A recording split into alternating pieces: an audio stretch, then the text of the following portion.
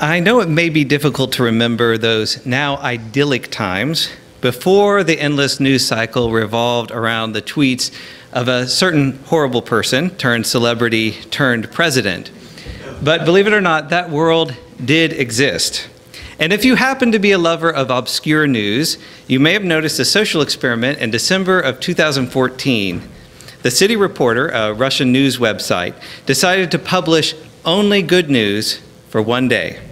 They teased the experiment by asking this. They said, "Do you feel like you are surrounded by negative information? You don't want to read the news in the morning? Do you think good news is a myth? We'll try to prove the opposite tomorrow." And they did it. They featured positive headlines, things like, "No disruption on the roads despite snow." And they made announcements of mundane progress, things like celebrating that an underpass would be completed on time. The result was overwhelming, but it wasn't positive. The website lost about 2/3 of its readers that day.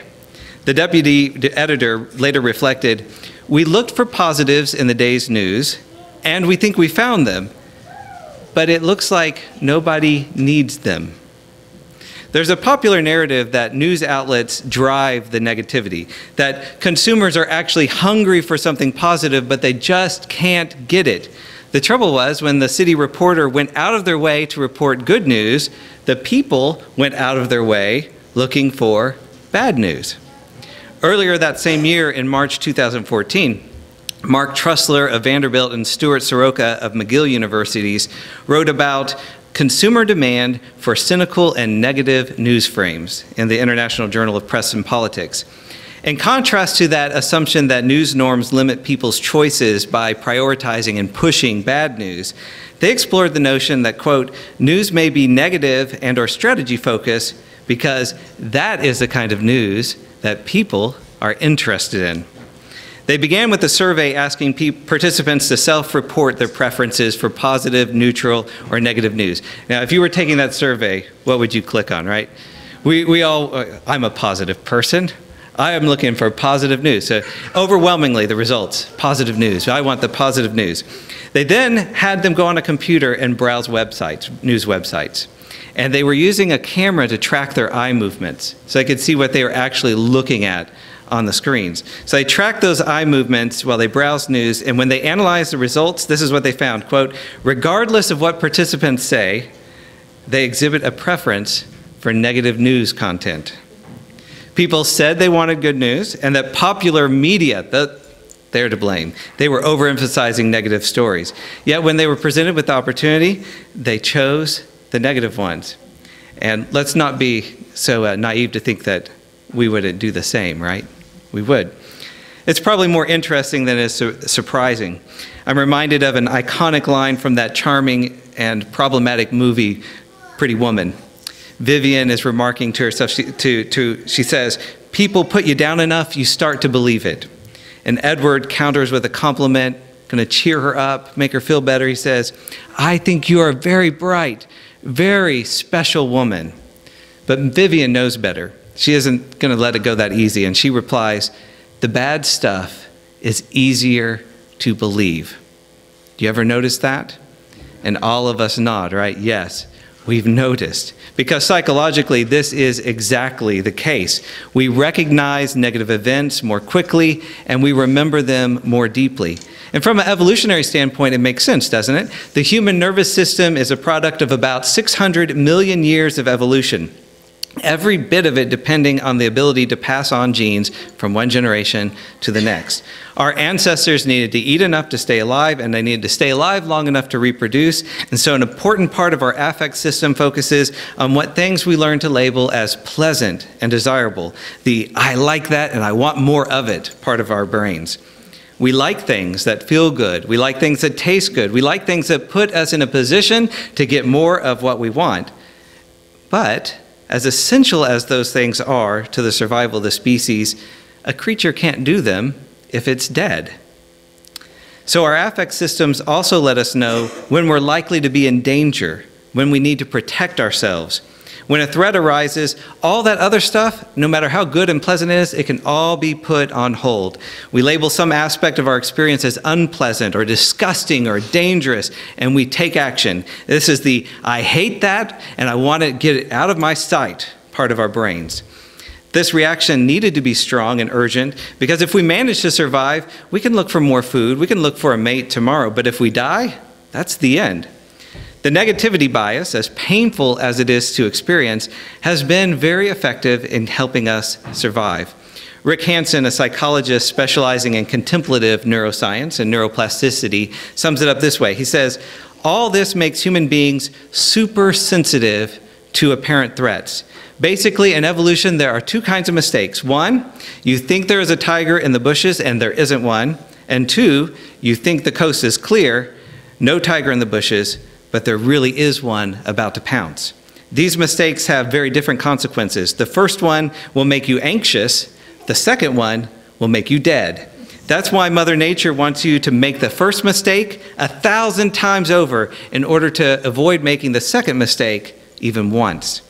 Practically speaking, Rick continues, this means that to keep our ancestors alive, Mother Nature evolved a brain that routinely tricked them into making three mistakes: overestimating threats, underestimating opportunities, and underestimating resources for dealing with threats and fulfilling opportunities. This is a great way to pass on gene copies, he says, but a lousy way to promote quality of life. And that's a fantastic line, isn't it? The negativity bias is a great way to pass on gene copies and a lousy way to promote quality of life. And I think we know what Rick means. Constantly overestimating threats, underestimating opportunities, and underestimating resources, that is a recipe for never-ending stress. And never-ending stress makes it very difficult to sustain healthy relationships and healthy communities. But let's acknowledge that the negativity bias would not exist if the world was not a dangerous place. That sometimes there is a tiger in the bushes. This last week, we witnessed one of the more public demonstrations of this fact, watching the unfolding drama surrounding the Brett Kavanaugh hearings, and it was absolutely brutal. There were so many difficult moments, perhaps especially for those of us who have experienced sexual assault, but I think for all of us. Never mind that Kavanaugh's judicial record already indicated he was unfit to serve as a justice on the Supreme Court. Never mind that the NAACP Legal Defense Fund released a 94-page report that revealed that, quote, Kavanaugh's record on affirmative action, voting rights, police misconduct, and other key issues in the scope of racial justice and civil rights is deeply concerning. Never mind that Kavanaugh's, again to quote the report, jurisprudence will solidify the civil rights retrenchment with devastating consequences for the constitutional and legal protections of those who are most marginalized in our society for decades to come. It's terrifying to me that none of those issues were sufficient to cause the Senate to reject Kavanaugh's nomination. And it's terrifying even more. It's so terrifying that a public display of classic abuser behavior, denying, attacking, and reversing victim and offender roles was not sufficient to immediately end his nomination. These are moments when we understand clearly that powerful people do not maybe usually, have the well-being of most of us in mind. I stress this point because working with the negativity bias should not be confused with avoidance or denial. We're not trying to pretend that injustice and oppression don't exist or that we don't experience loss or grief. An unwillingness to work honestly with suffering is unhealthy and counterproductive. But we all need breaks. We need to step away and rest. But avoidance and denial is something different. Avoidance and denial transform compassion into indifference. So here we are in a dangerous and desperate world full of suffering. We have to deal with our long histories of discrimination, exploitation, and oppression. None of us is untouched, and most of us are exhausted by all of this.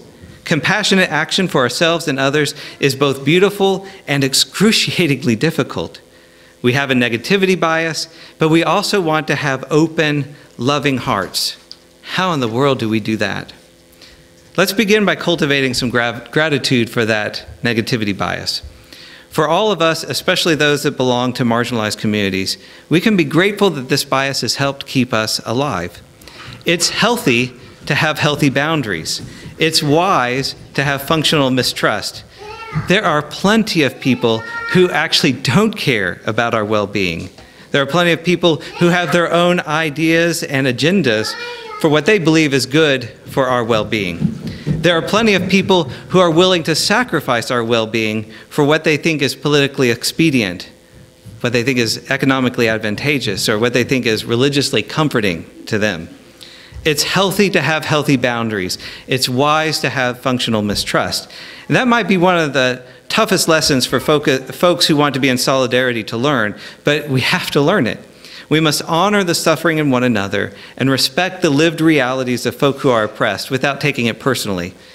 White folk, it is 100% legitimate for people of color to not trust us. Men, it's 100% legitimate for women and non-binary folk to not trust you, as these hearings have so aptly displayed for us. Cisgender people, it is 100% legitimate for transgender folk to not trust you. Wealthy people, it's 100% legitimate for the poor to not trust you. Temporarily able-bodied folks, it's 100% legitimate for disabled folk to not trust us. That trust can grow, hopefully it will grow, within mutual and equitable relationships, but no one in a position of power or dominance can demand that of another person, especially of a person in a marginalized community. When we do demand it, when we expect it, and perhaps most especially when we have our feelings hurt, when we don't receive it, that is a function of domination.